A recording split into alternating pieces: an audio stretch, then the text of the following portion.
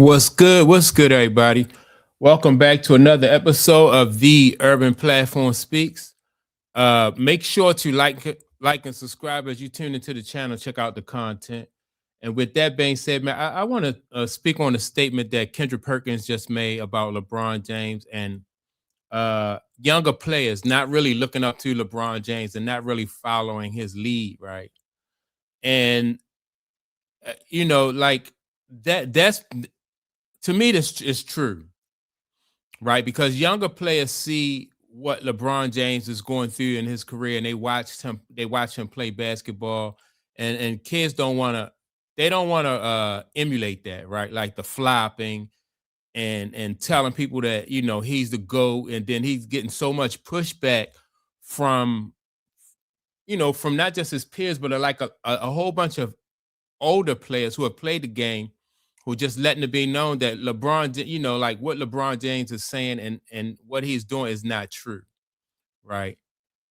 So that, in my opinion, is why younger players are not really following after him. And then on top of that,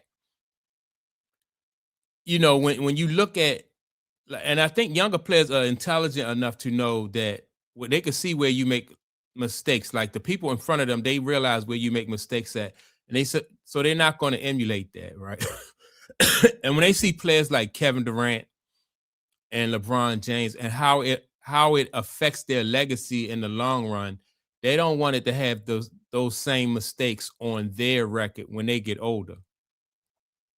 But one thing that I'm starting to think about and I'm starting to realize is that no matter how right people are as far as their critiques and their opinions of LeBron James, maybe it don't really matter, because anytime you post something on these platforms, any of these social media platforms, this it no longer belongs to us, right? To the people who post it. It belongs to whatever platform you're on. Like this content now belongs to YouTube or whatever. If you on Instagram, then it belongs to Instagram, right? So it could be just like a tree. If a tree falls in the woods and ain't nobody around to hear it, then did the tree really fall? And it could be the same effect with your content. So, and I say that to say this: like when you make content and you really feel passionate about, like, you telling the truth and you're doing it for the right reasons, that's cool. People get passionate about that. But then you have to keep in mind, like, the big picture. Like I said, if the people who control these they control these platforms, then they'll be they will be able to control the history, right? And so if they want LeBron James to be the GOAT, then LeBron James will go down in history as the GOAT. Although, LeBron James get a lot of pushback. You can have people like Kendrick Perkins come out and say, younger players don't want to be like him because of the, some of the things he did throughout his career. Or you could have people like Ron Harper, who just came out and said, I don't want to be like, I'm not the same type of father that LeBron James is. I don't tell my sons what to do.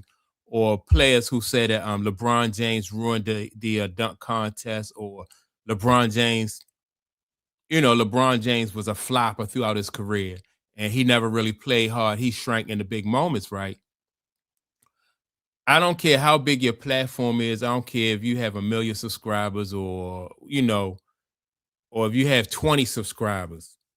The thing is, the narrative that the powers that be want to be, like, whatever narrative they want moving forward, that'll be the narrative that they'll use, And so sometimes, and I say that because I see sometimes people will say and do the right things, but then and they'll call LeBron out for the nonsense, but then it seems not to have an effect, which leads me to believe that either like LeBron James and the powers that be know something that everybody who is making all these different videos about LeBron James and the type of player that he is, like, they know something that we don't know, right? Um, when you have Stephen A. Smith going on to his program and saying that LeBron James is the third greatest basketball player who ever lived, right? He's saying this Mike, Kobe, LeBron. Like, he's saying in no particular order, right? He's saying that LeBron James is top three, Mike, Kobe, and LeBron, right? And so, and then he says that LeBron James will be on the Mount Rushmore of, of the greatest basketball players ever. And everybody see that LeBron James is stat pad, and you got five guys um, standing under the basket for a rebound, and then everybody just cleared away so LeBron James could get a rebound. Like, it's just so funny, and it's just so obvious as to what's going on. But what we're seeing going on right now and what we're witnessing don't really, it may not make a difference, like I said, because later on, this will be presented to people like way down the line, like after our voices have been silenced, after we have been, we are a afterthought and all that other stuff.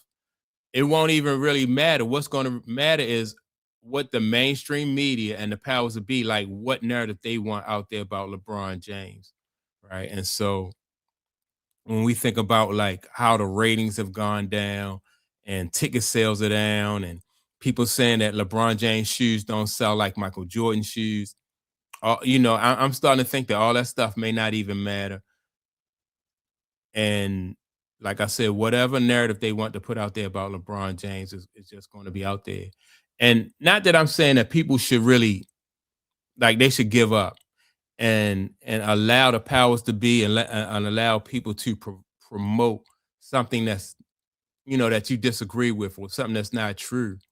It's just that, I just think that people need to be aware that, you have people operating and looking at things differently. It's just like being like, for instance, if you have a soldier that's on a battlefield, right, and he's trying to win that battle, he's in the heat of that battle, so he see the battle differently than somebody that's in a war room, right? And the person, and you got generals in a war room, and they're looking at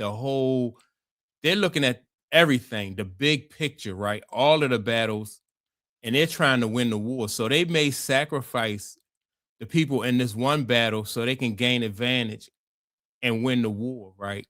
So you gotta think about like where your place is and try to see it from other people's like a larger or a wider perspective, because and then that might give you some, it may give you some understanding and a different perspective on how to look at things.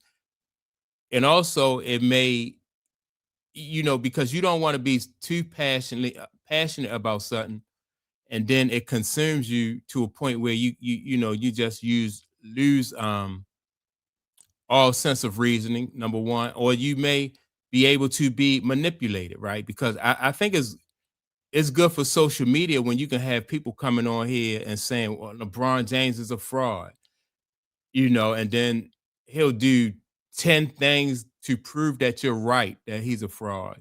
But then one person will say, well, LeBron James is the GOAT, and they can keep that going, and they can have you going back and forth.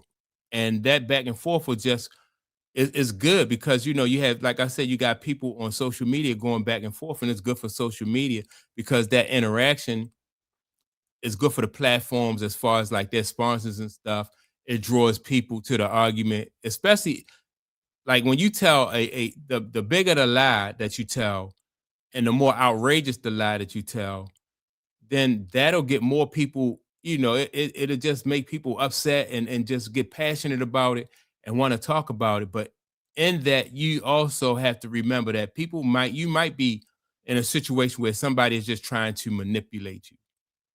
And so you have to be, you got to be aware of that, because if if if somebody tells you, or if you tell somebody that 2 plus 2 is 4 and they said no, it's 5, and then you can't get frustrated because they keep telling you it's 5. You got to realize what these people are up to. They're just trying to get a reaction out of you, and they're trying to keep you going back and forth. So every time somebody said that LeBron James is a fraud, he's not, not one of the top basketball players, or he's not the greatest basketball player of all time.